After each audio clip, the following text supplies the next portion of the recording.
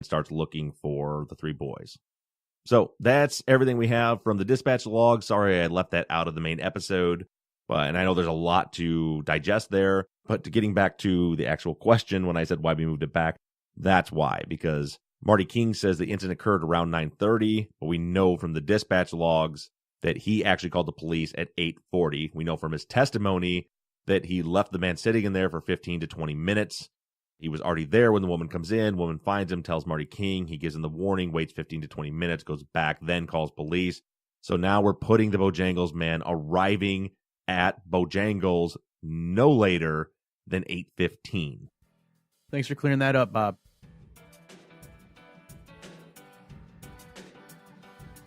Today's episode is sponsored in part by Pro Flowers. For all of us out there, it's a reality that we just don't get to see everyone on the holidays that we want to. And somehow sending a greeting card just doesn't always feel like enough. But sending a bouquet of flowers can express your holiday wishes and feelings the way a gift card just can't. Just today, my wife received her second bouquet of flowers from Pro Flowers, and this one was a dozen roses with half red and half white, and they are beautiful and healthy. A bouquet or festive plant from Pro Flowers is perfect because it's not just the same old traditional gift. It says a whole lot more. Their best-selling candy cane roses are a great option for a holiday gift, December birthday, or an anniversary. Or you can always just go with their classic mini Christmas tree that comes with lights and ornaments. No matter which you choose, my listeners are going to get 20% off of any Pro Flowers bouquet or plant of $29 or more. And here's the best part. Pro Flowers bouquets and plants are guaranteed to stay fresh, and you control the delivery date. You just set it and forget it. Pro Flowers gives you more bloom for your buck.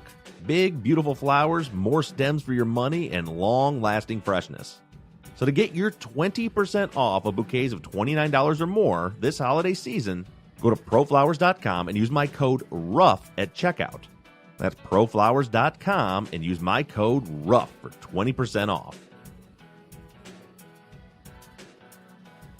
Today's episode is also sponsored in part by my wife's favorite sponsor, and that is FabFitFun. FabFitFun is a seasonal subscription box for busy women to discover brands and products for a life well lived. And they are more than just a beauty sample box. FabFitFun delivers a mix of full-size fashion, beauty, home, fitness, and wellness products to your door 4 times a year for just $49.99 a box. We're not talking about little samples here, ladies. Everything that comes in the FabFitFun box is a full-size product. If you're one of those people that just doesn't have time to shop or don't know what's going on with the latest trends, FabFitFun is perfect for you. When we got our first box, Becky about lost her mind. She was so excited. As you guys all know, she has quite a social media following, and she couldn't wait to unveil all the items in her FabFitFun box to all of her followers. FabFitFun is heavy on the fun. Her box contains this really cool, trendy poncho, some very expensive skincare products, a necklace that she loved, and one of her favorite was the aloe-infused socks, which she doesn't seem to want to take off when she's relaxing at night. So this is how this thing works. FabFitFun is a seasonal subscription box that's delivered to your door 4 times a year. In each box, you're going to get over $200 worth of products for just $49.99. And FabFitFun has a great deal just for my listeners. If you use our promo code TRUTH, they're going to give you $10 off of your first box. So that's only $39.99 for over a $200 value. To check it out, go to fabfitfun.com to subscribe. Sign up to get your FabFitFun box today. Go to fabfitfun.com and use promo code TRUTH to get $10 off your first box. That's over a $200 value for just $39.99. Again, one more time, go to fabfitfun.com and use my code TRUTH to get $10 off your first FabFitFun box.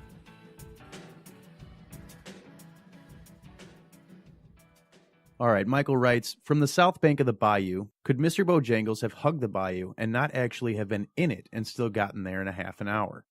Well, here's the problem. I don't think he would have been on the south bank of the bayou. Remember, the crime scene is north of the bayou, in the Blue Beacon Woods, or the area known as Turtle Hill. And so if he was on the south end of the bayou, that would mean that while trying to conceal himself, he's going to cross the pipe, which he would have had to have gone to the pipe to dispose of the bikes in the bayou.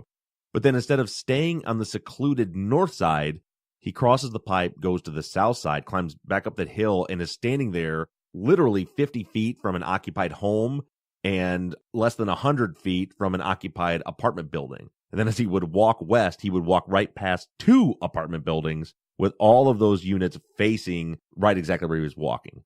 So I think if he is walking on the bank and not getting wet, he's going to be on the north side of the bayou. So I guess I'll answer it as far as that perspective goes. So if he's on the north side of the bayou, that would be between the Blue Beacon truck wash and the truck stop in the bayou. I mean, he's going to be in clear sight of the apartment buildings as he's walking, but only if somebody's looking. But there are a few hairy spots for Mr. Bojangles if he's trying to stay dry and walk on the north side of the bayou.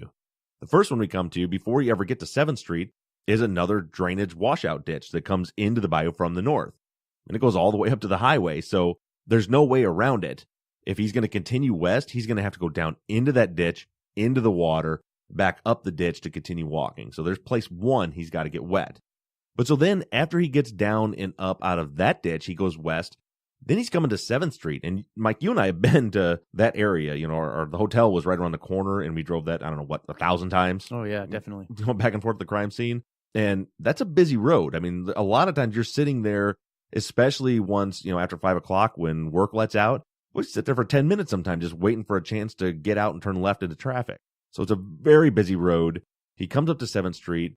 Now, if he went through all of this for the sole intent and purpose of keeping himself concealed and distancing himself from the crime scene, well, the last thing he wants to do is stumble his wet, muddy, bleeding ass across 7th Street with all the traffic there. So, again, there's so many different ways he can go, but in this theory, for him to fit, he's following the bayou. So he gets there. There's only one way to avoid detection there, where there's street lights everywhere. It is dark out, but there's street lights everywhere. There's cars everywhere, and that's to go under 7th Street, under the bridge.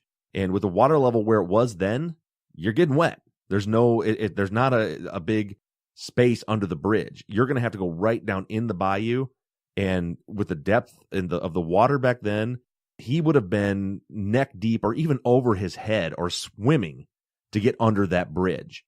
So that's a big problem, because one thing that was definitely not described was the man being completely drenched from going underneath there. But let's say somehow he gets past 7th Street. We got another problem. We run into another drainage ditch that comes in from the north that he's got to go down into and back up.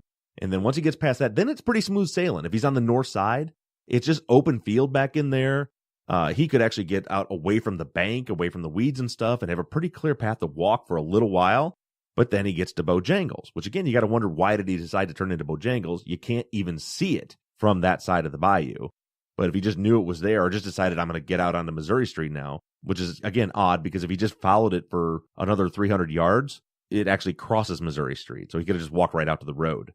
But instead, he decides to cross into the Bojangles, and that means now he does. Remember, he's on the north side of the bayou. Well, the only way to get to Bojangles is to go back into the bayou and back out of it. So this is the main bayou, the 6-7 foot deep, muddy, 20-foot wide bayou that he would have to go down into, through, and back out of. Then get up, go into some woods, then cross the railroad tracks, then go through some really nasty briars and stuff and go down into yet another ditch, go through that water, come back out, and then go to the Bojangles. So you're right, if he was on the south side, it would have been an easier path of travel, because he wouldn't have had to go back into the ditch at any point. He wouldn't have to cross back over it. But again, him being on the south side just doesn't make sense, because he would be walking up right in clear view of 2 apartment buildings and a house. So that doesn't make a whole lot of sense. But let's say even he did that. Let's say if he did it, you still run into the same problems, because there's also 2 ditches that come into the bayou from the south. One for sure, maybe 2. I can't remember off the top of my head. But you have another ditch he's going to have to go in and out of. You still have the 7th Street Bridge issue. And then again, once you get to the Bojangles, now you don't have to cross over the main bayou if you're on the south side, which then becomes the west side once it turns north. But you still got to go back through that other ditch before you get into the parking lot. So any way you shake it, Mr. Bojangles, if he follows the bayou, he's getting wet, and real wet. Kim says, in hearing the size and proximity of the wooded area, how likely is it that no one would hear the 3 boys screaming? How loud is the stream? Anything else that would mask the screams or yells? Is there any evidence of gagging? There's no evidence of gagging. The stream's not all that loud, because remember, it's very deep and very wide. The biggest thing that would drown out sound would be the highway. The interstate is right there. So that's definitely going to drown out some sound. All that being said, we've ran some tests at the crime scene, and if you're standing at the house there at the end of the dead end and someone is off in those woods and they holler, you hear it. Now, I guess we were listening for it, but I mean, it's that if you watch the YouTube video, you see how close. I think most people still, if you haven't watched our YouTube video or checked out the aerial images of the crime scene, you just don't comprehend how close the bodies were found compared to the house right at the dead end of West McCully. I mean, we're talking about, again, I literally threw a rock from the end of that driveway to the discovery site. It's that close. Grace wants to know, why did you say the boys were killed in between 7 and 8 p.m.? Did the autopsy outline a time of death? It didn't, and that's an estimate, but that's based on the totality of the evidence that we have. So a big part of that is the sightings we have. We've got a few sightings of the boys between 6:30 and 7 o'clock. The last sighting we have is Chris Wall saying that around 7, he saw them heading into the woods. So that's why we have 7 o'clock on the back end of that, because they were seen alive by several people. And there's some conflicting accounts. And like I mentioned, at some point, we're going to get into the credibility of all those statements. We have so much to cover, so we're just moving past it for now. But we have several different sightings of the boys between 6:30 and 7. So that's why 7's on the front end. Now, on the back end, I say 8 o'clock because 8 o'clock is when it gets dark. And even though civil twilight, the sun set at 7:50, typically it's going to be dark 20 to 30 minutes after sunset. But down deep in that ditch with the tree canopy, by 8 o'clock, it's going to be dark. And I know that from being an outdoorsman and hunter and being in thick woods and the difference between thick woods and being out in a field. It's dark there by 8 o'clock. And I also know that the mosquitoes are just unbearable by the time it gets dark. Like immediately when it gets dark, they're unbearable. And the boys didn't have any mosquito bites on them, according to the autopsy report and the ME's report. So if they had been there and alive, especially nude, anytime after 8 o'clock, they would have had 1,000 mosquito bites on them. And since they don't, it's my opinion, and that's just my opinion, I think they were already put into the water by the time it got dark out. By the time 8 o'clock rolled around, I think they're in the water. Then you also have the fact that you have people looking. And again, the proximity to the crime scene. You've got right there, you got the Mayfair Apartments. We're talking, after dinner time, evening, people are outside. It's a nice evening in the spring. To be in those woods, concealing the crime scene anytime after dark, first of all, I think would have been impossible. That's another part of it. I mean, we're talking pitch black. And this was meticulously cleaned. Meticulously, including the banks being wiped down. And I think somebody had asked on social media, they asked if they used the bikes to wipe it down. And I don't quite understand what they were asking there, but basically it looks like they took water in their hands, or maybe they even used the clothes and wiped the bank. So there were obviously all this activity. There were footprints all over the muddy banks of this creek, and it was wiped smooth. They were all wiped away, other than that one partial print that was left in the mud. So for all that to happen, first of all, if somebody had a flashlight in there, everybody looking for the kids would have seen the flashlight in there. Nobody did. And also, again, in my opinion, this wasn't a premeditated murder. I think it was something that happened in the spur of the moment, and the offender or offenders quickly decided to try to conceal it and get out of there. I don't think they have a flashlight with them when this is happening. It all comes down to that. The 7 o'clock hour is because they were seen alive before that. The 8 o'clock hour is because of lack of mosquito bites. The fact, the proximity to homes after it was dark, there was no way anybody could have concealed that crime scene in pitch darkness. And there's no evidence anyone had a flashlight in there. So that's, for me, why I have narrowed that window down, that the entire thing from attack to body concealment to egress from the crime scene by the perpetrator, I think that all happened between 7 and 8. And I think that the bikes being thrown into the bayou probably likely happened right about 8 o'clock. I think that is when it would be dark enough for someone to sneak out and drop those bikes into the bayou and then get out of there. Claire writes, I wonder if the boys may have been killed somewhere else and then their bodies put in the water there. It could explain why they were tied up to enable them to be carried easily. I'm not going to discredit this theory because it's something that a lot of people have brought up. There's a lot of theories out there online about people saying that it was a secondary crime scene, that the bodies were transported there. My personal opinion, this is just my opinion, I just don't think so. Again, you have